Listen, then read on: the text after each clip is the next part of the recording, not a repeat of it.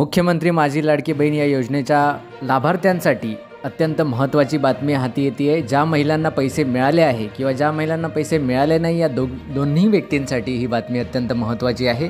जर आपल्याला पैसे मिळाले असतील किंवा जर आपल्याला पैसे मिळायचे आहे तरी देखील आपण हा व्हिडिओ पाहायचा आहे, जेणेकरून आपल्याला यापुढे कुठेही पैसे मिळण्यास अडचण येणार नाही। ज्या व्यक्तींना पैसे अजूनही मिळालेले नाही त्यांनी काय करायला पाहिजे आणि ज्या व्यक्तींना पैसे मिळाले आहेत त्यांनी काय काळजी घेतली पाहिजे, या सर्व गोष्टींचा आढावा आम्ही तुम्हाला या व्हिडिओच्या माध्यमातून देणार आहोत। या सर्व गोष्टींची माहिती आम्ही तुमच्यापर्यंत पोहोचवण्याचा प्रयत्न करणार आहोत। ही माहिती जर तुम्हाला आवडली तर तुम्ही आपल्या चॅनलला सबस्क्राईब आणि लाईक करायला विसरू नका। महत्त्वाची बातमी ही हाती येते की जर तुम्ही अधिकृत वेबसाईट, अधिकृत पेज किंवा महाराष्ट्र गव्हर्नमेंट याच्यावरती जर बघितलं तर तुम्हाला कुठेही 2100 रुपये मिळेल किंवा 2000 रुपये मिळेल किंवा 8वा हप्ता कधी मिळेल याविषयीची कुठेही ऑफिशियल अनाउन्समेंट झालेली नाही। होय, तुम्ही बरोबर ऐकत आहात।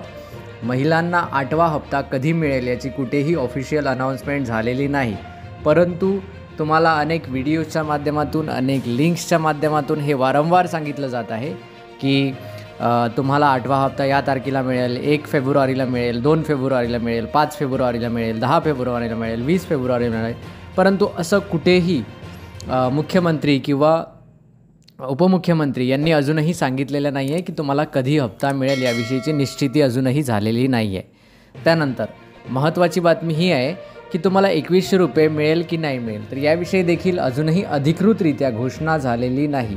अधिकृतरित्या अजूनही काही याविषयी घोषणा झालेली नाही आहे।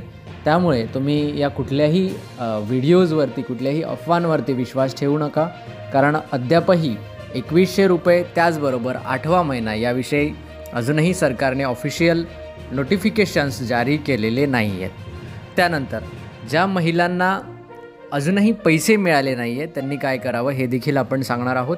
त्यापूर्वी जर आपल्याला पैसे मिळाले असतील तर आता यापुढे आपल्याला आपले DBT खाते चेंज करायचे नाही आहे। म्हणजे की तुम्हाला आता एका खात्यामध्ये पैसे मिळत आहेत तर तुम्हाला ते दुसऱ्या खात्यामध्ये येण्यासाठी प्रयत्न करायचा नाही आहे, कारण यामुळे आपला एखादा हप्ता थांबू शकतो। होय, तुम्ही बरोबर ऐकत आहात। जर तुम्ही एखाद्या अकाउंटमधून दुसऱ्या अकाउंटमध्ये DBT करण्याचा प्रयत्न केला तर त्या कालावधीमध्ये जर महाराष्ट्र गव्हर्नमेंटने पैसे तुम्हाला टाकले असतील तर ते पैसे अडकण्याची शक्यता आहे निश्चित।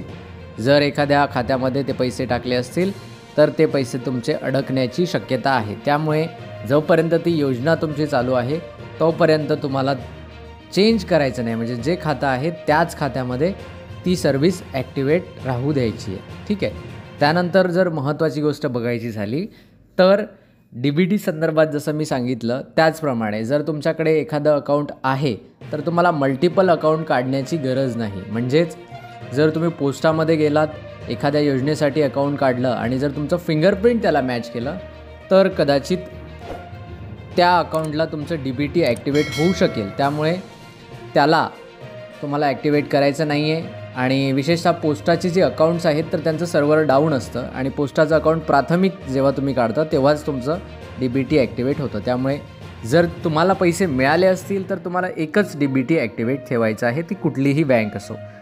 मला आशा आहे की सर्वांच्या बँक्स या नॅशनलाइज असतील, त्यामुळे कुणालाही चेंज करण्याची गरज नाही, ठीक आहे।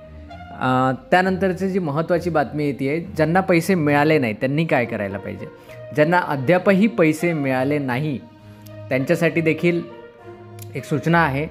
तुम्हाला पैसे पुढील 2 दिवसात, तुम्ही हा व्हिडिओ बघत आहात, पुढील 2 दिवसात मिळेल। जर तुम्हाला 2 दिवस वाट बघितल्यानंतर जर पैसे आले नाही आहेत तर तुम्हाला तुमच्या बँकेमध्ये जायचे, जवळील बँक जी काही तुमची बँक असेल त्या बँकेमध्ये तुम्हाला चौकशी करायची आहे की आम्हाला पैसे कधी मिळेल याविषयी।